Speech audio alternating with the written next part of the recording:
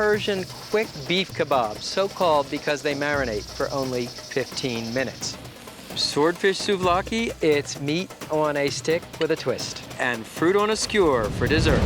A full course of flavor, grilled on a stick. I'm Stephen Raichlen, and from the beautiful Tubac Golf Resort in southern Arizona, it's time to grill.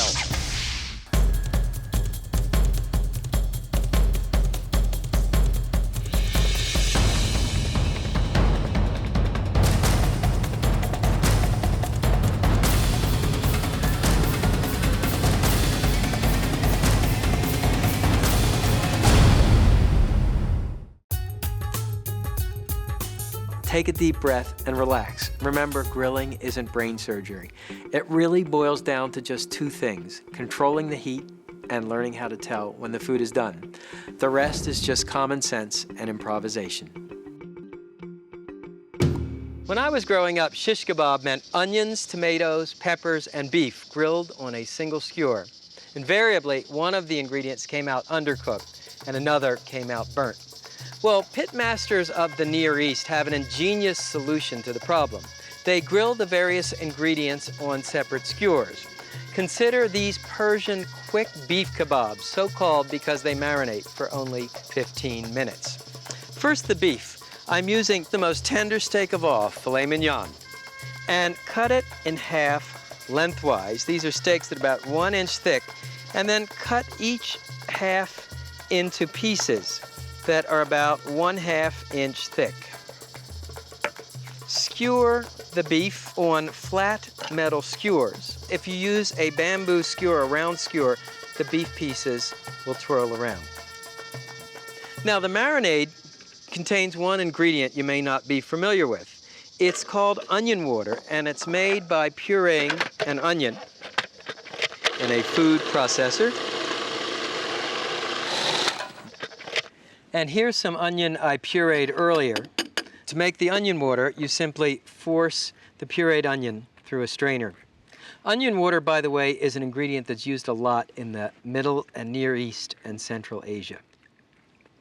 Now, to the onion water, add lemon juice, extra virgin olive oil, and salt and pepper to taste. Simply combine these ingredients and stir with a fork and pour the marinade just like this. And this is really quick. The beef marinates for about 15 minutes, and just every couple minutes give it a turn so it marinates on all sides. Meanwhile, skewer the vegetables. Here I have onion quarters and half plum tomatoes. And because we're in Arizona, we have Anaheim chilies. And you'll notice I'm using this big, wide skewer. And what you can do here is simply quickly brush the tomatoes and onions with a little extra virgin olive oil. Season with coarse salt and pepper. I like really big, coarse salt crystals and cracked black peppercorns because they explode with flavor. Okay, so now the grill. I've set my grill up for direct grilling and preheated it screaming hot. You want to work on a hot grill grate for this. And as always, we follow 3 procedures. We keep it hot. That means 1 Mississippi, 2 Mississippi, ouch, that's a hot grill. Clean it with a stiff wire grill brush. And for oiling, here's another trick that I learned in the Near East. Take a half onion, dip it in oil, and rub it across the bars of the grate. It oils the grill, it adds a little extra flavor, and it looks cool as all get out. I knew 2 things, and one is that grilling is the world's oldest cooking method, and 2 is that it's the world's most universal cooking method. So I thought if I traveled around the world studying how people grill, I would learn a tremendous amount about culture. Because grilling is more than a cooking method. It really says who we are. Now the onions take the longest to grill, so I'll put them on first. Next, the peppers. Then the tomatoes, and finally the beef.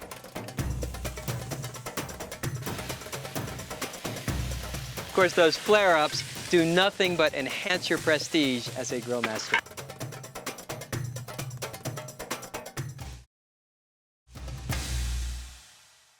The onions are beautifully caramelized. Peppers are sweet and smoky. The tomatoes are tender. The meat is cooked just perfectly. Divide and conquer, because sometimes that's the best way to make shish kebab.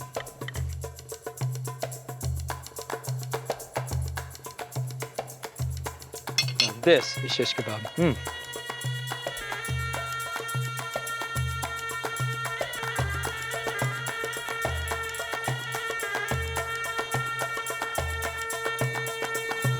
Souvlaki is the Greek version of shish kebab, and you find it at fine restaurants, at grill stalls, at markets, street stands, almost anywhere. However, in Greece, it's virtually always made with meat, and usually made with lamb. So I'm not sure what a Greek pitmaster would make of a swordfish souvlaki, but for me, the combination of Greek flavorings, lemon juice, olive oil, bay leaves, with swordfish, is absolutely sublime. This recipe is doubly appropriate because shish kebab literally means sword meat. It starts with swordfish, which I've cut into 1-inch cubes. Next, take an onion and cut it into 1/6, and then separate each layer into single pieces. Bay leaves are soaked in water for about 15 minutes to keep them from burning. Now you can skewer the ingredients on a flat skewer like this one. Bay leaf, onion, swordfish. Now if you don't have a flat skewer, you can use a technique I called two-prong skewering or double skewering. Starts with one bamboo skewer, the bay leaf, the onion, and then you take a second bamboo skewer and you insert it through the ingredients parallel to the first. So you wind up with something that looks like this, and again, when you go to turn the kebab, there's no slippage. Next, the marinade. We start with fresh lemon juice, and I like to squeeze the lemon between my fingers to catch any seeds. Now add dry white wine or Greek Raichlen. Finely chopped fresh garlic, must be fresh garlic, dried oregano, freshly grated lemon zest, little coarse salt, freshly cracked peppercorns, and whisk these ingredients until the salt crystals are dissolved. And then finally, you can whisk in a little extra virgin olive oil, preferably Greek oil. Now pour the marinade over your swordfish kebabs.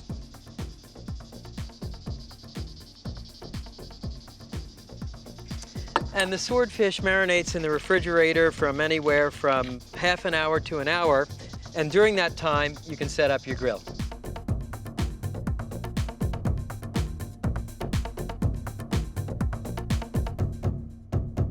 I'm using this portable grill here, and I've set it up for direct grilling and preheated it to high. And whether you're on a built-in grill or portable grill, we always follow the 3 rules of great grillsmanship. Keep it hot, keep it clean, and of course, keep it lubricated, either with a rolled cotton towel or folded paper towel, dipped in oil and drawn across the bars of the grate. Not only does this prevent sticking, it gives you those killer grill marks. The swordfish souvlaki is ready, and you're probably puzzled that I didn't soak the bamboo skewers ahead of time. The reason is simple. Whether you soak a skewer or not, it will catch fire at about the same rate. So the way you keep the ends of the skewers from burning is you make this, which is an aluminum foil skewer shield. Just lay it down at one end of the grill, and then you can place the swordfish souvlaki on the grill.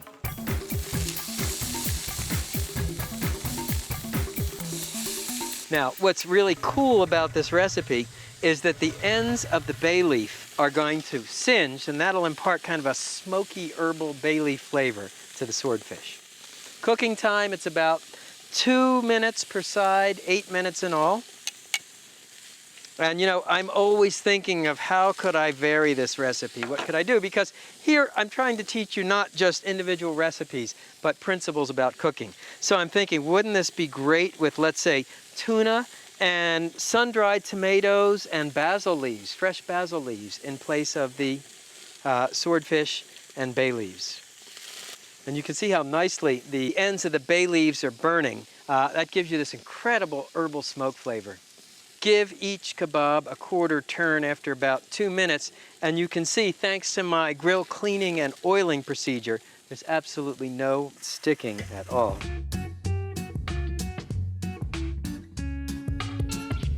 While the swordfish is grilling, we'll cut some lemon wedges. When buying a lemon, always opt for a round lemon rather than one with knobs at the ends. This one will have a lot more juice.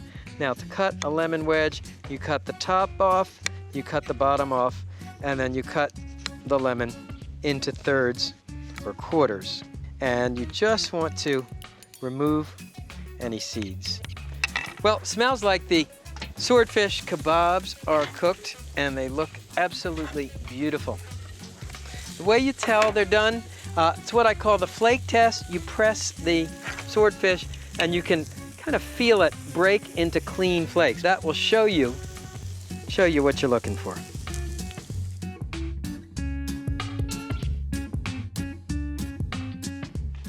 Swordfish souvlaki. It's meat on a stick with a twist.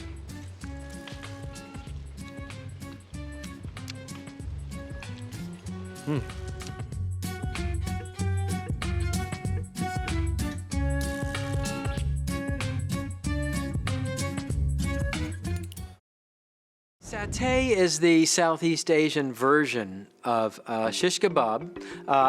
As in so much grilling in Southeast Asia, small is beautiful. So the big shish kebab you find in Turkey shrinks down to a little tiny bamboo skewer. Big is the essence of American barbecue. In Southeast Asia, small is beautiful. Consider these chicken satays from Thailand. The satay originated in Indonesia, where the word literally means to stab or run someone through with a sharp stick. Today, satay is enjoyed all over the world.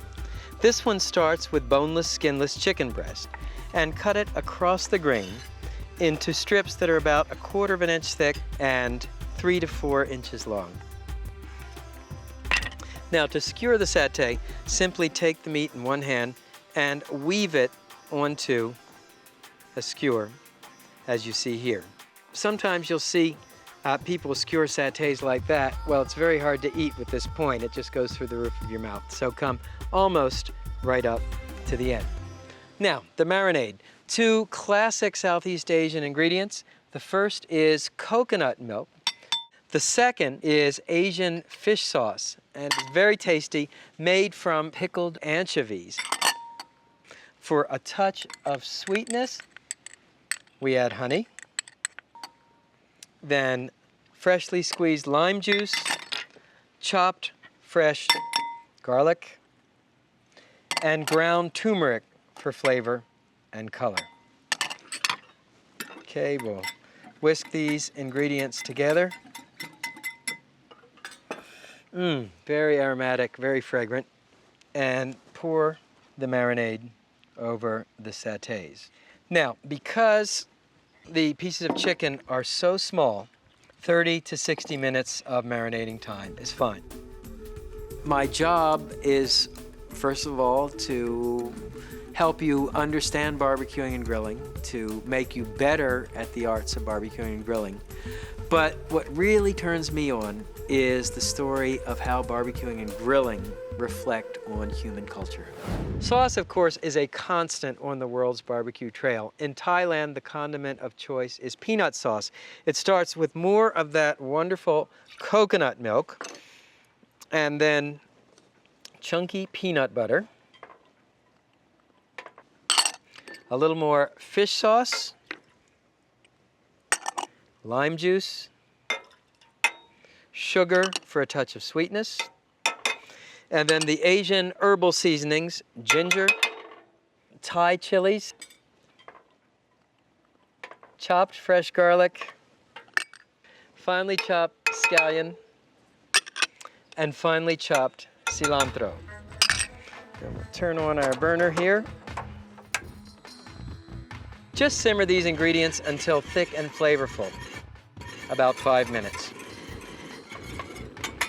And while the sauce is simmering, let me show you the grill. Now, in Southeast Asia, they would use a special satay grill, which looks like a slender metal shoebox. The closest thing you can find in the US is a hibachi, and this one has several interesting features. One, there's a little chute or door in the front so that you can add fresh charcoal. And then down here, there's a little draft or vent, and you open this wide to let air in to raise the heat, or if you want to reduce the heat, you can close the door. I want to work over a very hot fire. And as with all grills, we keep it hot, we keep it clean, and we keep it lubricated or oiled and drawn across the bars of the grate. You know what's great for this? You can oil the hibachi with a chunk of beef fat. That's really cool. To cook the satays, I'll place a grill shield right at the edge of the hibachi because I want to work in the center where the hibachi is the hottest, and then place the chicken satays right on our oiled hibachi. Cooking time is measured literally in minutes, maybe a minute or two per side. And one thing that's really neat is if you have a party, just put the hibachi right in the center of the table on an inverted baking sheet or some other protective pad, of course, and then let people grill their own satays. No place comes close to the diversity in its kebab grilling to Indonesia. And it's very interesting the way it's served. The meat is actually skewered on a tiny bamboo skewer, and they leave 1/4 of an inch of the tip of the skewer exposed. And the satay is served with diced raw onion and diced cucumber, and you fish those two ingredients at the end of the satay on the point, then dip the satay into the peanut butter and pop it into your mouth. There's an incredible turmeric coconut aroma coming off the grill. And how do you know when these are ready? When you see the edges of the satays are opaque, thanks to our little grill shield here, we have absolutely no burnt skewers. You know, a few years ago, I tried an interesting experiment because food writers, oh, that one's hot. Food writers always write, you know, if you soak the skewers, it keeps them from burning. So I put soaked skewers and unsoaked skewers on a hot hibachi. And guess what? They both caught fire at the same time.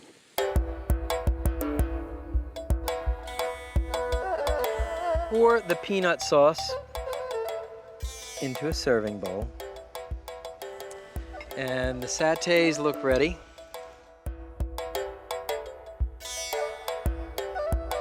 And here's how you put it all together. You take a lettuce leaf, you put a satay on top, chopped cucumber, a spoonful of the peanut sauce, and then you simply wrap it up, pull out the skewer, and pop it into your mouth.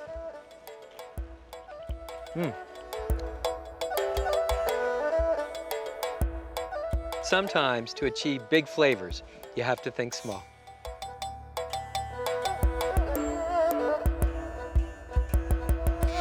Well, for me, grilling is simply the best way there is to cook just about anything, from appetizers even to desserts.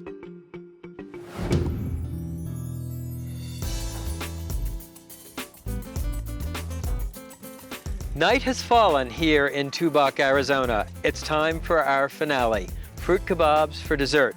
The skewers are these oversized cinnamon sticks. The fruits are limited only by your imagination. But before I assemble the kebabs, let me show you the glaze. It starts with equal parts butter, heavy cream,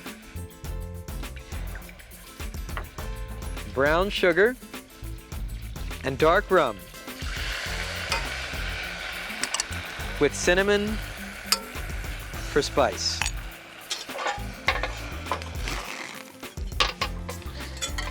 Whisk these ingredients together until the glaze is thick and creamy.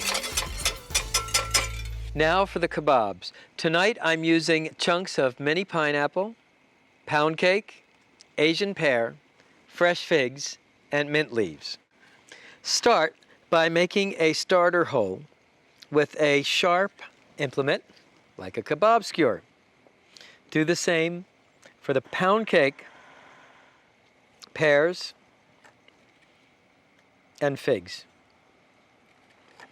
First place a pear on the skewer, then take a fresh mint leaf and make a slit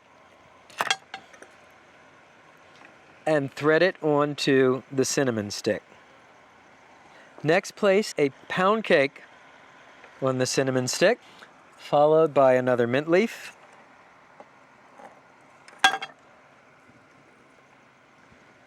a fig, mint leaf, and chunk of pineapple. And actually, although this is for dessert, these cinnamon sticks would be great for grilling pork or chicken too. Let me show you how to set up the grill. I'm working on a kettle grill. It's set up for direct grilling, and I banked my coals to make a 3-zone fire. That is, thick layer of coals in the back, thinner layer of coals in the center for more moderate heat, and no coals in the front. That is my cool or safety zone. To keep the ends of the skewers from burning, I've made an aluminum foil grill shield. Then all we do is place the kebabs over the fire.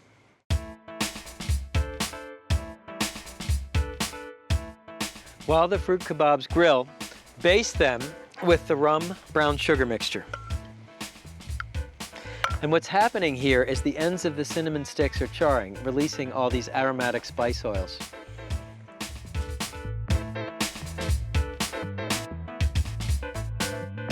Okay, so let's see how we did.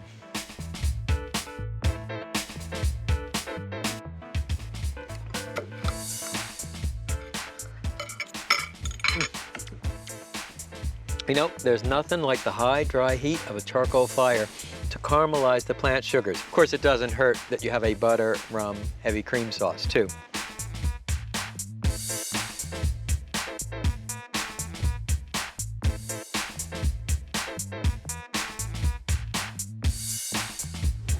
So now you've seen Persian beef kebabs, swordfish souvlaki, chicken satay, and fruit kebabs for dessert. It's the world of the grill on a skewer. See you next time.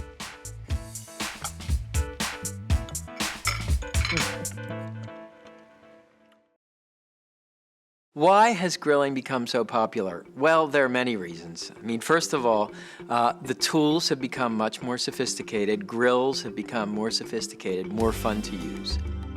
Second of all, Americans travel more than ever before, and we experience these incredible grilled dishes, tandoori in India, satay in Southeast Asia. We want to come home and prepare these dishes at home.